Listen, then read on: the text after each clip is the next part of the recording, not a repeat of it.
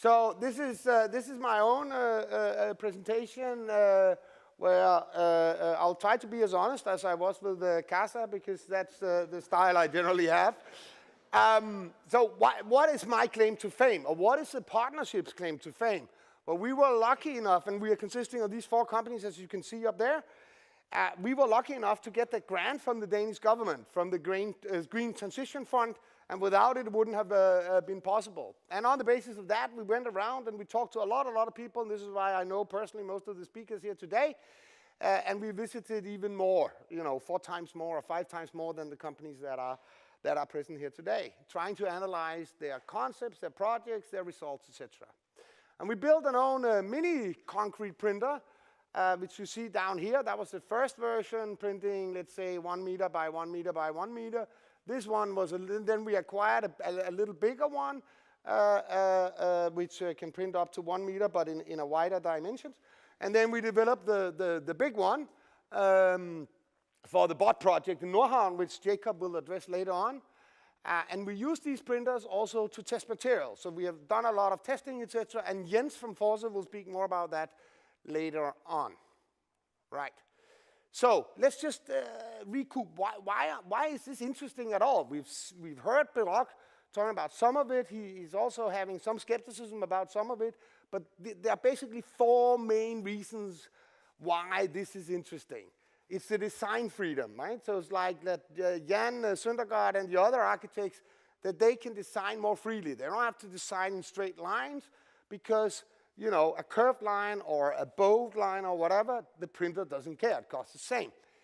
And then there's the whole automation issue, because automation leads to lower cost, higher productivity, no mistakes, better safety, more precision. Like any time you try to automate something, that should be the benefit. And then we have this reduction of waste, because we are building the parts layer by layer. We are not buying standard parts that we are cutting down. We are building exactly what we need. And finally, there's this possibility of using new materials, recycled materials, which will be addressed by Winston, and which also will be addressed by Jacob from Printhuset later on. Okay, so now, having studied all these projects out there in the world, what are we seeing? Well, we're seeing gantry printer type, the gantry printer type, which basically is what you see over here. You see that we have the movement in 3 directions. You have the X direction going back and forth, the Y direction going also back and forth, but just in the other direction, and then the C, which is the height of the printer. That's why it's a 3D printer. And this is the simplest form of a 3D printer in the gantry system. So you can see here one example, Technological University of Eindhoven, where you can see that this printer can move in all 3 directions. So in theory, you can print exactly where you want in 3 dimensions. And you can also see the Printhuset's, 3D Printhuset's printer, completely similar type. As you can see, similar construction. These are gantry types. So the printhead is moved in X, Y, and Z direction with a gantry system, and printing occurs within the boundaries of the system. You can't print something which is here, right? You can only print here, right? So a gantry printer is limited by the size of the system. So it's a very stable and secure construction. It's simple and cheap, but it has no flexibility. It's hard to move from one place to another, and it takes up a lot of space, right? If you have to build, let's just say you wanted to build a house of 200 square meters, you would have to do a 15 by 15 meter printer. That takes up a lot of space. So it's a nice, stable system. It's cheap and cheerful, but not that flexible. And there's the alternatives, and we will hear about the alternative systems today also from Saibi, and Episcore we will also hear from. And these are robotic arms. So here we are limited by the reach of the robot, right? So it can print out here, but difficult to print over here or down here. But it's of course much smaller, more flexible, etc. Unless you make it mobile. And perhaps Saibi will address the issue of mobility. I have to say also here, while I remember, that we have representatives of Batiprint of Nantes University here. Philippe, stand up. So Philippe is here. No, because these guys deserve a lot of praise also. They are doing a project which was very close to being the first in Europe by a week or whatever. So they are actually the same as what we are doing in France, in Nordhavn. Philippe and his guys are doing, and they have a very smart concept, and I'll come back on what that is. But Philippe is here if anybody wants to talk to him. The platform is rooted in the center, as we can see here, and the nozzle is fixed on a robotic arm or a computer-driven crane system, as in this case. So it's a very small, easy movable system. However, it is a little more expensive. And what about stability? Think about the stability here in this printhead, right? It's all the way out, and it's only attached here. So, not all, if you start moving it, anyway. So that's the generic downside. And unless it's, well, I'm sure Saibi will address that potential downside. Anyway, so these are two ways. It's gantry or robot. Another thing is, are we printing on-site or off-site, right? And in this case, we are seeing on-site printing done by Apis Core, done by 3D Printhuset, and also done by Total Custom, for instance, right? So the construction is built on-site. It's full construction in one go, no assembly, means less rate of elements, but you are sort of vulnerable to weather conditions, unless, as we can see in all examples here, we have a tent above the printer. But a tent means more cost compared to traditional systems, so we have to be aware of that. And then you have the other type, which Winston is doing, and Winston will be speaking more about that, which is, let's say, a normal offsite prefabrication method. You have a big printer, it's printing elements, you transport the elements, and then you assemble the elements on site. But there's another interesting example here from Holland, MX3D, which is 3D printing a bridge in steel, but as offsite. So, the stability, it's a very stable system. It's stationary. It's very stable for the weather because it's inside a production hall. But then you have the problem with shipping cost, and you have the problem with assembly. Looking at some of the other interesting concepts, we have, as I said before, Philippe with his battery point concept, which is very interesting because all the other guys are printing concrete. Philippe is printing PU foam, because much faster. Right? Concrete printing is slow. Foam printing is much faster. So he prints the formwork, and then he pours the concrete into the foam. Pretty smart, new idea. And it's not only Battery Point that is doing it, but MIT from the US is also doing it. Interesting concept. It has also some issues, so it's fast printing, it's integrated and solved insulation, but you have some very complex connections, thinking about things that have to go from the outside to the inside. And what about fire code? Here, you cannot have that, because it burns.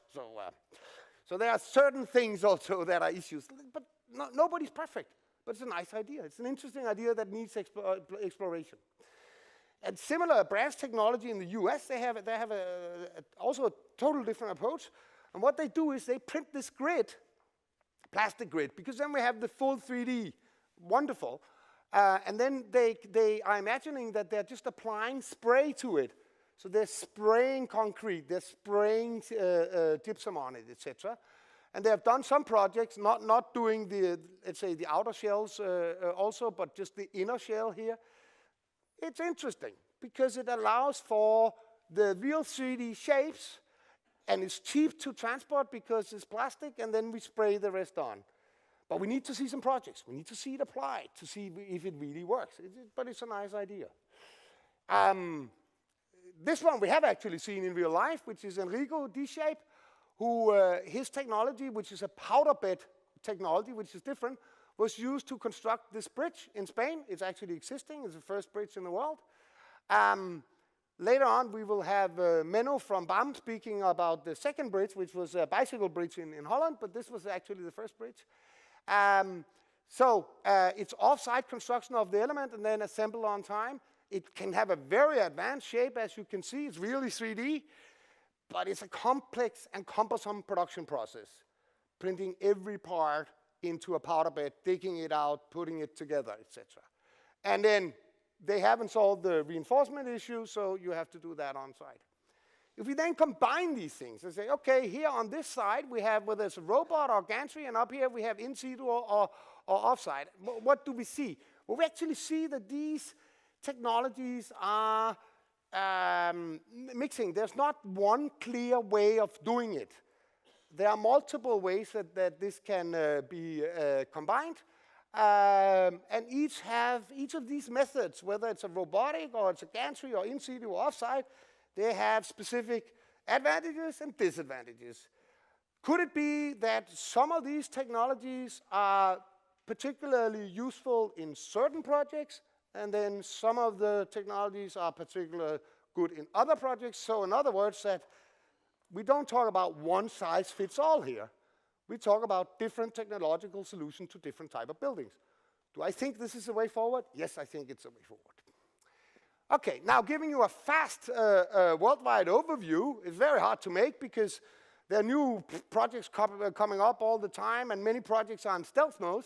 Oh, sorry. But we still identified 66 projects, and the majority of these are in Europe, 34 here.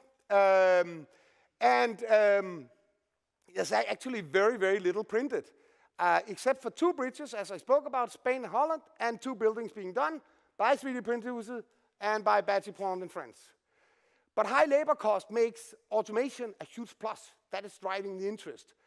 And what is a good thing that we can see now more and more here in 2017, and especially after the summer, I would say, is that now conventional industry is moving in. We get calls every day, we get emails every day wanting to discuss how can concrete or how can a scaffolding system or how can a pumping system be applied to 3D printing, etc., which is good and necessary. And of course, environmental aspects are also in focus. And we have a huge degree of university involvement, not at least Technical University Eindhoven, where SIPE has also originated from, and Loughborough. They've done a lot, but also ETH, and I think ETH is here today, right? Yeah, stand up from Zurich. They're also doing very, very good work down there. And it's necessary that we have academia involved in order to develop this further. We also have Lille here, Sabaya, stand up, which are also, you know, these are, who am I forgetting? So Eindhoven is there also. Sorry, Rob, I didn't see you. Okay, Rob is also here, but that's necessary, you know. And anyway, and it was not for fun that I mentioned TUE and that Rob from TUE is here, because Holland is just really, really dominating here. There are many, many projects ongoing. Very good going, very good guys. Now moving to Asia, which include Russia and Australia, we see much fewer projects, 15, but they're actually leading on the number of buildings made. That's actually the area where most have been made, and you can see we have a focus here and here and here. So it's Windsor, it's Dubai, various kinds of buildings in Dubai, and it's Russia. Is that because that maybe regulations are easier in these areas than it is in Europe and the US? You consider that yourself. Most known is, of course, Windsor. Mr. Ma will come and speak later, and Russia, and Episkov from Russia, which will also be here. All projects are commercial projects. There's not really university involvement, and there's also limited involvement from conventional construction industry, as we can see it. Now, moving to the US, and that's actually a little bit of a pitiful story, as we also heard Pirog say that there's actually nothing really built here. What comes closest is an army barrack, which was done, I think, here. And Total Custom did do something, but they did it in the Philippines. So we see some university involvement, but limited. I think it's because of legal issues. Anyway, so here's a prediction and a conclusion. Europe is lacking. No, it's leading in the number of projects being developed. It's leading in terms of cooperation between academia and business, but it's presently lacking in terms of realized projects, but will catch up. But I think we are destined to take the lead in the future if funding is secured and conventional construction industry continue to become involved. Asia is leading in terms of projects and is likely to continue to lead a number of projects still in the future because of Dubai. But they're not leading in terms of innovation height.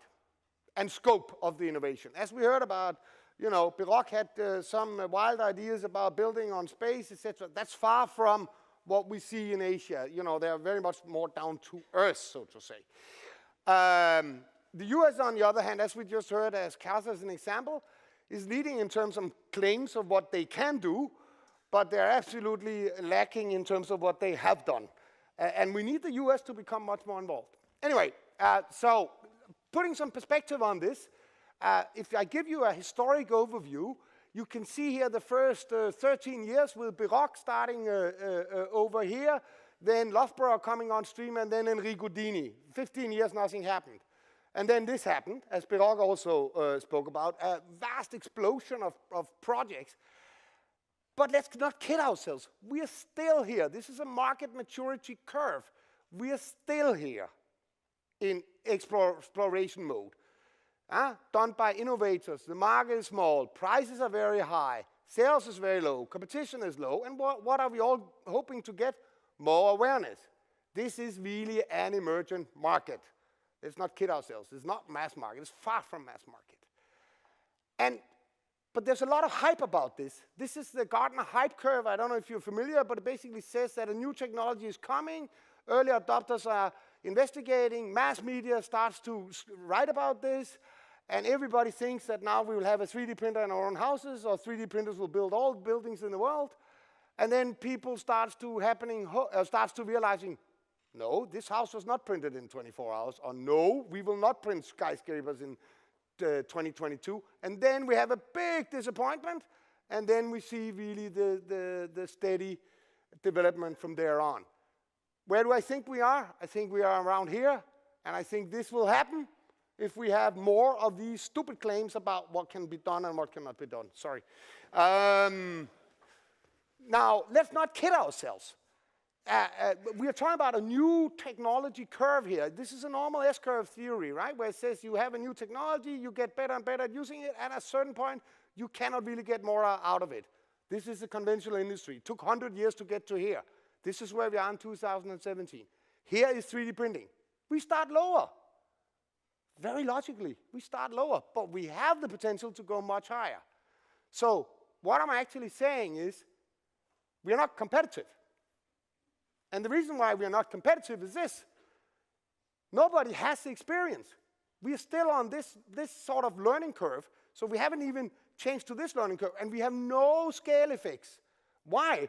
Because the maximum amount of building somebody has done is Mr. Mars from Minson, who's maybe done 5 buildings. You don't get scale advantages. You don't get learning curve from 5 buildings. You need hundreds, thousands.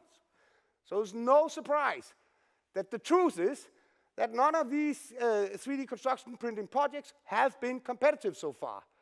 There might have been savings here and there, but overall, when all the costs are calculated, the application of 3D printing has not been competitive.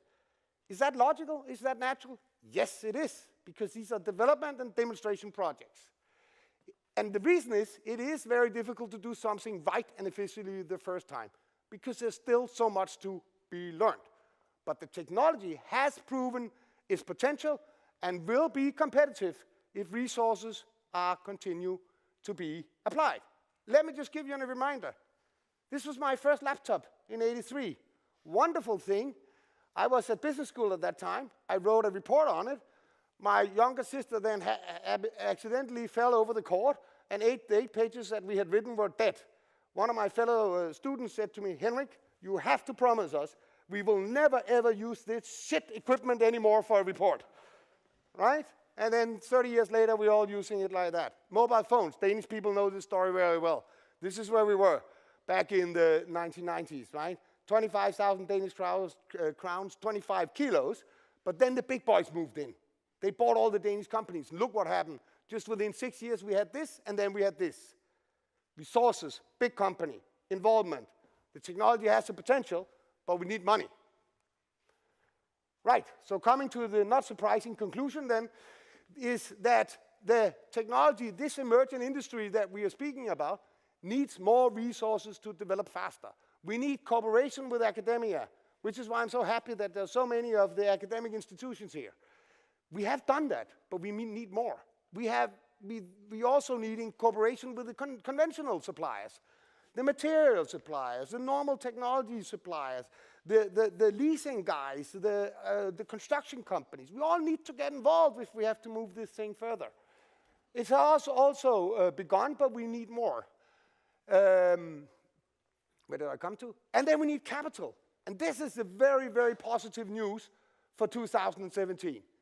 It's very positive and it's also needed. But what we have seen is, and we will hear from 3 of them today, is that multiple multinational conventional construction companies have begun investing in 3D printing, either their own or external. And we see some of the names here. It's huge names: Skanska, Sika, Bouygues, Sublime, as we just heard, Mr. Pralle, right, is here. And then Vinci, which we will hear about, Doka, which we heard about from Baroque, Caterpillar invested $2 million in Australian setup, etc., etc. The big guys are moving in. The resources are needed to develop this technology further. The technology has the potential, but it's not competitive right now. So when the conventional construction companies have started showing with their money that they believe in the technology, maybe it's time that you guys should also. Thank you. Thank you very much. Big round of applause for Henrik. I almost gave you the red card, though. I know, I saw that. I know, you saw it from there. But I mean, it's a little weird because you hired me, so it was a little. So it's you know, it's how it is, right? Anyway, we have a 15-minute break. No, first questions. Well, you want questions? Yeah, you want more questions? But you're also going to be in the board. Yeah, but just let them have a couple. Okay, it's taken away from the break. Sir, can we get your microphone, please? Thank you. Henrik, I love your enthusiasm, and we share that. I don't think the comparison to the technology, the big technology giants, is viable, comparing the phone thing, for the following reason. In construction, you have all the stakeholders, and I don't think the technology is the problem, it's the people's mind. We start with the clients, the designers. I don't have to tell you the story, and I think everybody knows. Oh, but it's a valid point. we have to get the people together. In line. Yeah, Baroque said before the regulatory problems. So before we compared the speed of development and the technology, and when the giants, the big guys come in and they have the control of the entire value chain, that works. But we as construction business, it's not that simple. So the question is, how do we solve that? I agree. Thank you. I agree. We need all stakeholders to come in line here and think the same way. Mm-hmm. Sir, behind you. I would just add that there's another problem with the comparison to a phone, that people are prepared to pull out €1,000 for an iPhone because it's cool and it can do some extra features. People are not prepared to pay €1 million to build a house instead of €100,000. So I think the economy needs to change for it. Yeah? I think you're right for the mass market, but what you've seen in most of these technologies that have been developed, take the Tesla car in the US. Is the Tesla car really competitive in the US? It is in Denmark, we know that, but that's because of tax reasons. But is it really competitive? No, not really. But people bought it because they wanted to be first, they wanted to be special, they wanted to support it the right way. Do we have building owners that are the same way? Yes. Is this the mass market? No. But this is what is needed in order to more experience, more projects, get the experience so that we can make it cheaper eventually. Yes, sure. If you can make it exclusive, yes. But for now, we are not there. No, but we're getting there. We might be getting there after today. One more, last. One last question in the audience. Sir, in the corner, you were first. Sorry, in the back there. There will also be time to ask Henrik questions in the sit down there. My name is Anders, and I am actually the engineer of the site. But the construction side, that means both legislation and the whole community in construction is by birth actually very, very conservative. And that is what we are fighting against. That's the conservative mindset that is in both legislation and construction, and by the buyer too. I think the final purchaser of the house and the structure They are conservative, so we have to make, and you might be right, you have to make it attractive to the point that they are willing to, in the beginning, to buy something more expensive. They also have IT equipment. Despite the fact that they are so conservative, they also bought computers because they could see it helped. So, you know, same analogy. It will happen at a certain point, but you're completely right. Conservatism is a problem, and in this industry, it's not moving as fast as other industries. I agree. Let's wrap this up for now. We'll have time for more questions later. You have a 15-minute break. I would like to have you back, at 4:52, please, if possible, and we can continue. Thank you so much. Give Henrik a big round of applause as well. Thank you.